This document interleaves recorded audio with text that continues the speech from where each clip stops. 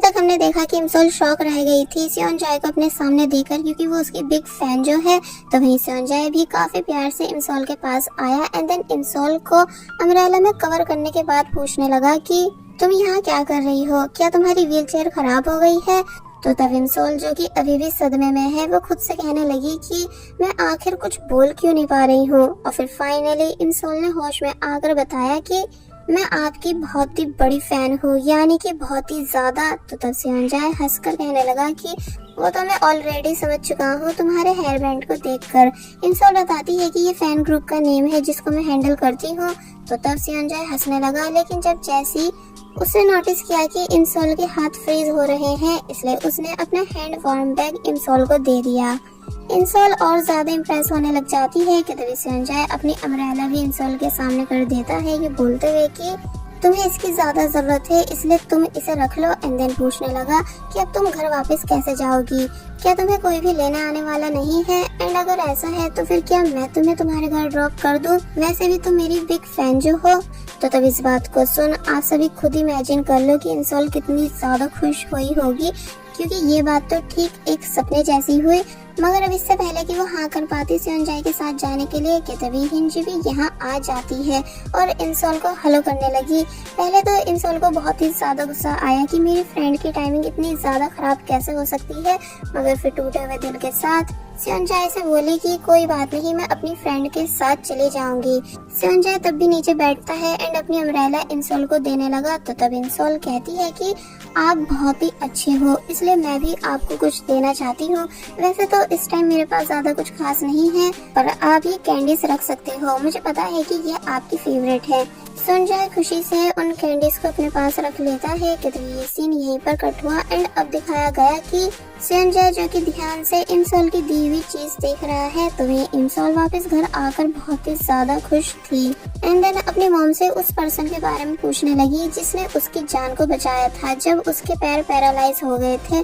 तो तब मॉम बोली कि तुम अचानक ये सब क्यों पूछ रही हो, और वैसे भी अब काफी टाइम हो चुका है उस एक्सीडेंट को हुए हुए। तो तब इमसोल तो चुप हो गई, लेकिन उसकी मॉम के एक्सप्रेशन से ऐसा लग रहा था जैसे कि कुछ बात है जो कि वो इमसोल से छुपा रही है। वेल अब दिखाया जाता है कि इमसोल अपने रूम में बैठकर पहले सेओनजाए की दी हुई अम्ब्रेला को संभाल कर रखती है, उसे क्लीन करके एंड देन उस वार्म बैग को भी अपने पास रख लेती है उन सभी चीजों के साथ जो सेओनजाए की है।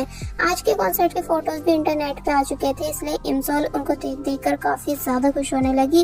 और वहीं हमें सेओनजाए दिखाया गया जो कि ठीक कंडीशन में नहीं था, यानी कि एक तो उसके मोबाइल पर नॉन स्टॉप उसके मैनेजर की कॉल आ रही थी जिन्हें वो पिक नहीं कर रहा होता है, एंड साथ ही टेबल पर डिप्रेशन की बहुत सारी मेडिसिन गिरी हुई थी। तभी बाहर हमें दो लड़कियां दिखाई गई जो कि बातें कर रही हैं कि क्या तुम्हें पता है कि मिस्टर सेओनजाए हमारे ही होटल में रुकने आए हुए हैं। तो तब दूसरी लड़की बोली कि हाँ मैंने भी उनको देखा था, वो कितने ज्यादा हैंडसम है। तभी अचानक कोई टॉप फ्लोर से नीचे स्विमिंग पूल में आकर गिरा, जो कि और कोई नहीं बल्कि सेओनजाए ही है। इसका मतलब सेओनजाए ने सुसाइड कर ली।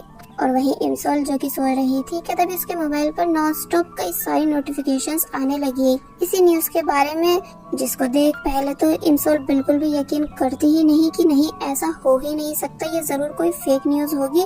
मगर जब जैसे उसके पास वो वीडियो आई जब सेओनजाए को स्विमिंग पूल से निकालने के बाद होश में लाने का ट्राई किया जा रहा था, मगर सेओनजाए होश में आ ही नहीं रहा होता है, इसलिए सभी लोग उसे हॉस्पिटल लेकर जाने लगे। तो तब ये सब देख इमसोल के होश उड़ गए कि आखिर ऐसा हो कैसे गया। ग्रुप में उस हॉस्पिटल का नाम भी आ गया जहां सेओनजाए को लेकर जाया गया है, इसलिए इमसोल भी तुरंत हॉस्पिटल के लिए निकल गई एंड बहुत बुरे सदमे में थी कि आखिर सेओनजाए ने ऐसा क्यों किया, जबकि अभी कुछ देर पहले ही तो हम दोनों मिले थे, तब तो सेओनजाए बिल्कुल ठीक था। मगर जब रास्ते में इमसोल जा रही थी कि तभी उसकी किसी से टक्कर हो जाने की वजह से उसकी वो वॉच नीचे गिर जाती है जो कि सेओनजाए की है, यानी जिसके लिए वो मॉर्निंग में अपनी ग्रैंड माँ से लड़ रही थी। इमसोल पहले तो परेशान हुई कि वो कैसे नीचे जाए, इसलिए तभी स्टेयर्स पर से गिरकर नीचे गई और फिर फाइनली काफी मुश्किल से उस वॉच को उठा लेती है।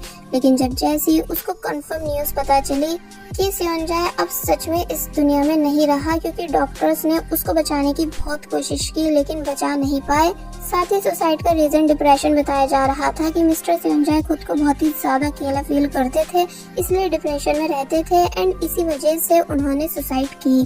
तो तब ये न्यूज सुन इमसोल का दिमाग चकरा गया कि आखिर ये सब क्या हो रहा है। क्या सच में मेरा क्रश यानी मेरा फेवरेट आइडल इस दुनिया से जा चुका है?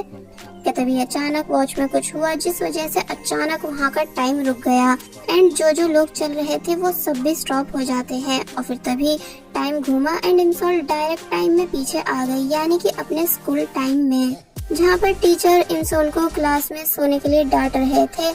इमसोल हैरानी से सभी को देखती है कि मैं आखिर यहाँ कैसे आ गई एंड देन अपने टीचर को देख कहने लगी कि अरे बुलडॉग। तो ये सुन पूरी क्लास हंसने लगी, क्योंकि ये वो निकनेम है जो हर स्टूडेंट अपने टीचर को देता है। इसलिए आप सभी भी कमेंट सेक्शन में जरूर बताएं कि क्या आपने भी कभी अपने टीचर्स को निकनेम्स दिए हैं, फनी में या फिर स्वीट्स में।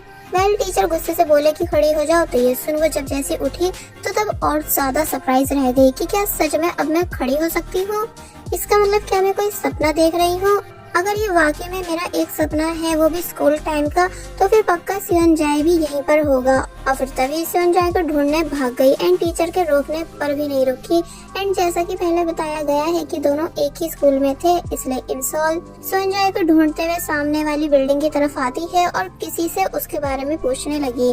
और वही हमको सेओनजाए दिखाया गया जो कि स्विमिंग प्रैक्टिस कंपटीशन के लिए अपनी टीम के साथ जा रहा है। और फिर जब जैसे कंपटीशन स्टार्ट हुआ तो फाइनली सेओनजाए ही इस कंपटीशन को जीता, क्योंकि भले ही उसके शोल्डर में कुछ प्रॉब्लम है लेकिन वो तब भी स्विमिंग में बहुत अच्छा है। इमसोल भी सेओनजाए को ढूंढते ढूंढते यहाँ आ चुकी थी एंड जब जैसे उसको वो दिखा तो तब पहले तो इमसोल बहुत ही ज्यादा इमोशनल होती है सेओनजाए को जिंदा देखकर। और फिर तभी उसने जोर से सेओनजाए को आवाज दी एंड भागती हुई उसके पास जाने लगी। सेओनजाए हैरान रह गया ये देखकर कि आखिर ये लड़की है कौन जो मेरा नाम पुकार रही है। तो वहीं बाकी सभी लोग भी हैरानी से इमसोल को आते हुए देख रहे थे। पहले सभी को लगा कि लड़की और स्विमर्स के पास आएगी, इसलिए वो सभी उनको प्रोटेक्ट करने लग जाते हैं, लेकिन ऐसा होता नहीं। यानी वो सबको छोड़कर डायरेक्ट सेओनजाए के पास आई एंड उसे हक कर लेती है। सेओनजाए के होश उड़ गए। तो वहीं बाकी सब लोग भी ये नजारा देख हैरान थे कि आखिर आजकल के बच्चों को हो क्या गया है। सेओनजाए इमसोल को पीछे करता है लेकिन वो होती नहीं और फिर तभी सेओनजाए से सॉरी करने लगी, ये बोलते हुए कि तुम कितने ज्यादा अकेले थे, डिप्रेशन में थे, लेकिन मुझे तुम्हारे इस दर्द के बारे में पता नहीं चला, इसलिए प्लीज मुझे माफ कर दो कि मैं तुम्हें प्रोटेक्ट नहीं कर पाई। सेओनजाए थोड़ा शांत हो चुका था इमसोल की इन सभी बातों को सुनकर, मगर तभी गार्ड्स आते हैं एंड इमसोल को जबरदस्ती अपने साथ लेकर जाने लगे। इमसोल बोली भी कि ये तो ड्रीम है, तभी आप सभी मुझे क्यों रोक रहे हो। और फिर तभी नॉन स्टॉप सेओनजाए को आई लव यू कहने लगी, जिसको वो बस हैरानी से देख रहा था। फाइनली इमसोल को बाहर कर दिया गया था, लेकिन इस चक्कर में उसको चोट भी आ चुकी थी, इसलिए गार्ड्स इमसोल को सॉरी करते हैं। तो तब इमसोल को ये बात बहुत ही अजीब लगी कि जब ये मेरा ड्रीम है तो फिर मुझे चोट महसूस क्यों हो रही है। इसलिए फिर वो शांति से रोड पर चलने लगी इन सभी बातों को नोटिस करते हुए। एंड वही वॉच भी उसके पास थी जो कि पानी में गिर गई थी। एक्चुअली अभी इमसोल को समझ नहीं आ रहा है कि वो टाइम ट्रेवल कर चुकी है, यानी कि उसे अभी तक ये लग रहा है कि ये सब सिर्फ एक सपना है। लेकिन जब जैसे उसने ब्रिज देखा तो तब उसको अपने क्लाइंट एस्ट्रोलॉजर की बात याद आने लगी कि ब्रिज क्रॉस करते ही आत्मा हमेशा के लिए दुनिया से चली जाती है। इसलिए ये सब याद कर वो काफी बुरी तरह शॉक रह गई कि क्या सच में मैं मर चुकी हूँ। अब हम देखते हैं कि सेओनजाए जो कि वापस अपने घर जा रहा था कि तभी इमसोल को बैठा देख रुक गया और पूछने लगा कि तुम ऐसे क्यों बैठी हो, यानी क्या कुछ हुआ है। इमसोल के हाथ में सेओनजाए की वॉच थी, इसलिए वो उसे ले लेता है ये कहते हुए कि ये तो मेरी जैसी है। तो वही इमसोल गिर गई एंड कहने लगी कि मुझे यकीन नहीं आ रहा है कि मैं मर चुकी हूँ, तभी तो तुम्हें भी देख पा रही हूँ क्योंकि तुम भी मर चुके थे। और फिर तभी खड़े होकर कहने लगी कि अब मुझे क्या करना चाहिए। पता नहीं मेरी मॉम और ग्रैंड माँ की क्या हालत होगी ये जानकर कि अब मैं उनके साथ नहीं हूँ। संजय को कुछ भी समझ नहीं आ रहा होता है कि आखिर ये बोल क्या रही है। इसलिए जब वॉच के बारे में पूछने लगा तो तब वो बोली कि ये तुम्हारी ही है, इसलिए तुम इसको रख सकते हो। संजय हैरानी से कहता है कि क्या सच में ये मेरी वॉच है, पर ये तुम्हारे पास कैसे आई थी। मगर इंसॉल सिर्फ अपनी बातों में खोई हुई होती है एंड देन कहने लगी कि इस ब्रिज को क्रॉस करते ही हम हमेशा के लिए इरेज हो जाएंगे, इसलिए चलो इसे क्रॉस ही नहीं करते एंड यहाँ से भाग चलते हैं। पर क्योंकि संजय का घर ही इस ब्रिज को क्रॉस करने के बाद आता है, इसलिए वो यहाँ से जाने लगा। इंसॉल पहले तो बहुत कोशिश करती है उसको रोकने की, लेकिन जब वो रुका नहीं तो तब उसने संजय को बैक हग कर लिया, ये कहते हुए कि प्लीज मत जाओ, मैं तुम्हारे बिना नहीं रह पाऊंगी, इसलिए क्यों ना हम दोनों साथ में रहें। तो ये सुन संजय डर जाता है कि इसका इस बात से क्या मतलब, इसलिए जल्दी से यहाँ से भागने लगा एंड टैक्सी रुकवा कर उसमें बैठकर चला गया। इंसॉल कंफ्यूज हो जाती है ये देखकर कि क्या सच में इस वर्ल्ड में टैक्सी भी होती है। कि तभी उसको अपनी मॉम की कॉल आई जो कि डांट रही होती है कि तुमने स्कूल बंक कैसे करा, मुझे तुम्हारे टीचर ने सब बता दिया है, इसलिए अभी घर वापस आओ। तो तब इंसॉल और ज्यादा कंफ्यूज हो गई कि इस वर्ल्ड में हम कॉल पर बात कैसे कर पा रहे हैं, यानी कि आखिर ये सब हो क्या रहा है। तो वहीं संजय जो कि अब अपने घर आ चुका था एंड डैड से कॉल पर बातें कर रहा था कि आज उसकी स्विमिंग प्रैक्टिस कैसी रही। कि तभी उसको बहुत तेज तकलीफ हुई अपने शोल्डर में, इसलिए वो खाने का बहाना करके कॉल कट कर देता है। आई थिंक उसने ये बात अपने डैड से छुपा रखी है कि उसके शोल्डर में कुछ प्रॉब्लम है। कि तभी वो देखता है कि मेरी वॉच मेरे पास है, इसका मतलब जो ये दूसरी वॉच है ये उसी लड़की की थी, पर उसने ये मुझे क्यों दी।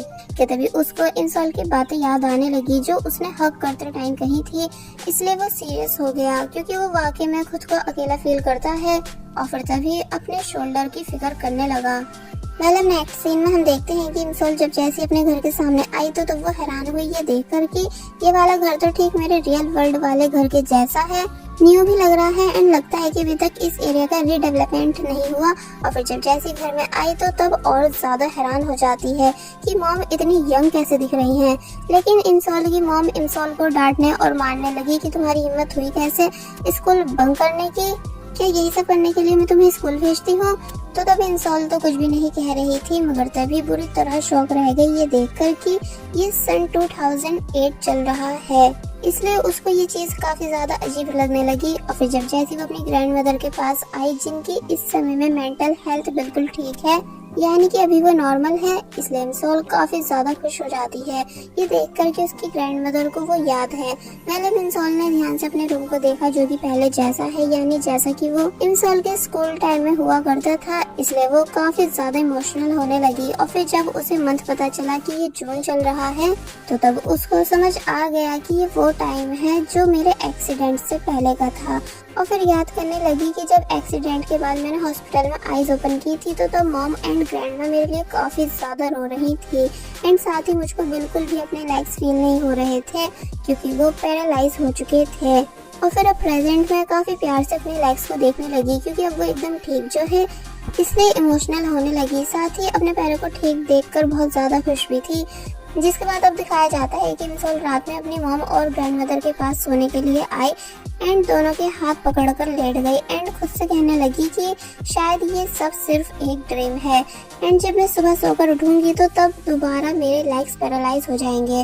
और फिर जब जैसी सोई एंड सुबह में उठी तो तब उसको वाकई में अपने लेग्स फील नहीं हो रहे थे, इसलिए उसको लगने लगा कि मैं रियल वर्ल्ड में वापस आ चुकी हूँ, लेकिन ऐसा होता नहीं है। यानी कि इंसॉल के भाई ने अपने पैर उसके लेग्स पर रखे हुए थे जिस वजह से वो हिल नहीं पा रहे थे। इंसॉल ने जल्दी से अपने भाई को धक्का दिया, मगर जब जैसी नोटिस करती है कि उसका भाई कितना ज्यादा यंग दिख रहा है, इसलिए वो अपने भाई को बहुत ही ज्यादा प्यार करने लगी। मगर उसका भाई कंफ्यूज था कि आखिर ये ऐसा क्यों कर रही है। मतलब नेक्स्ट सीन में दिखाया जाता है कि इंसॉल खुशी खुशी स्कूल जाने के लिए तैयार है एंड उसको लग रहा है कि वो अभी भी किसी लॉन्ग ड्रीम में है, यानी कि वो अभी तक समझ नहीं पाई है कि ये सब टाइम ट्रैवल की वजह से हो रहा है। और वही सेओनजाए स्कूल में आकर इंसोल के आने का वेट करने लगा क्योंकि वो उसे उसकी वॉच वापस करना चाहता है। तो वही इंसोल रनिंग करते हुए स्कूल आ रही है बिकॉज वो काफी ज्यादा खुश जो है अपने लेग्स को ठीक देखकर।